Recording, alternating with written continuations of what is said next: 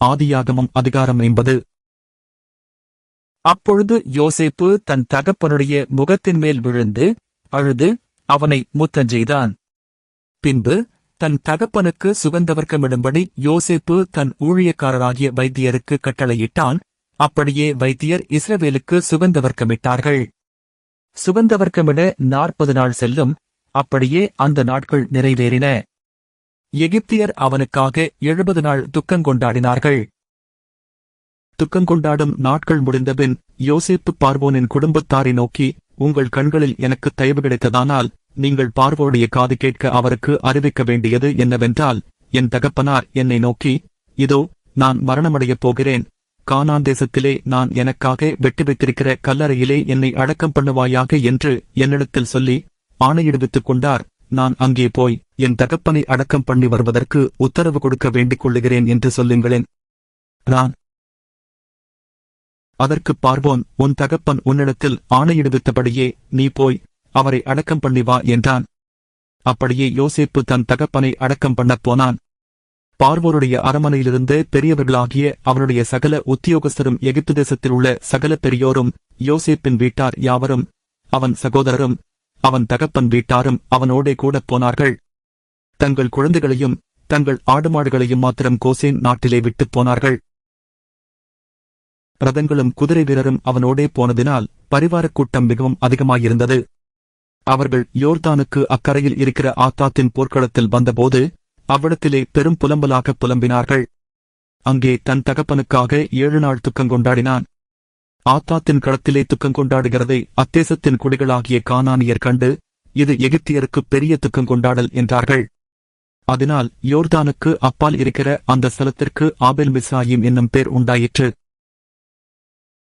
யாக்கோபின் குமாரர் தங்களுக்கு கட்டளையிட்டிருந்தபடியே அவனை கானான் தேசத்துக்கு கொண்டு போய் ஆபிரகாம் மம்ரேக்கு எதிரே இருக்கிற மக்பேலா என்னும் நிலத்திலே தனக்கு சொந்த கல்லறை பூமியாக ஏத்தியனாகிய எப்பெரோனிடத்தில் வாங்கின நிலத்தில் உள்ள குகையிலே அவனை அடக்கம் பண்ணினார்கள்.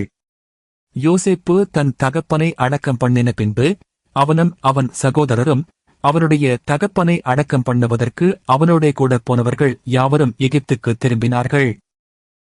தங்கள் தகப்பன் மரணமடைந்ததை யோசேப்பின் சகோதரர் கண்டு, ஒருவேளை யோசேப்பு நம்மை பகைத்து நாம் அவனுக்குச் செய்த எல்லா பொல்லாங்குக்காகவும் நமக்குச் சரிக்குச் சரிகட்டுவான் என்று சொல்லி யோசேப்பினிடத்தில் ஆள் அனுப்பி, உம்முடைய சகோதரர் உமக்கு பொல்லாங்கு செய்திருந்தாலும் அவர்கள் செய்த துரோகத்தையும் பாதகத்தையும் நீர் தயவு செய்து மன்னிக்க வேண்டுமென்று உம்முடைய தகப்பனார் மரணமடையும் முன்னே உமக்குச் சொல்லும்படி கட்டளையிட்டார். ஆகையால் உம்முடைய தகப்பனாருடைய தேவனுக்கு ஊழியக்காரராகிய நாங்கள் செய்த துரோகத்தை மன்னிக்க வேண்டுமென்று அவனுக்குச் சொல்லச் சொன்னார்கள். அவர்கள் அதை யோசேப்புக்குச் சொன்னபோது அவன் அழுதான். பின்பு அவனுடைய சகோதரரும் போய் அவனுக்கு முன்பாகத் தாழ விழுந்து, இதோ நாங்கள் உமக்கு அடிமைகள் என்றார்கள். யோசேப்பு அவர்களை நோக்கி, பயப்படாதிருங்கள், நான் தேவனா? நீங்கள் எனக்கு தீமை செய்ய நினைத்தீர்கள், தேவனோ இப்பொழுது நடந்து வருகிறபடியே வெகு ஜனங்களை உயிரோடே காக்கும்படிக்கு அதை நன்மையாக முடிய பண்ணினார்.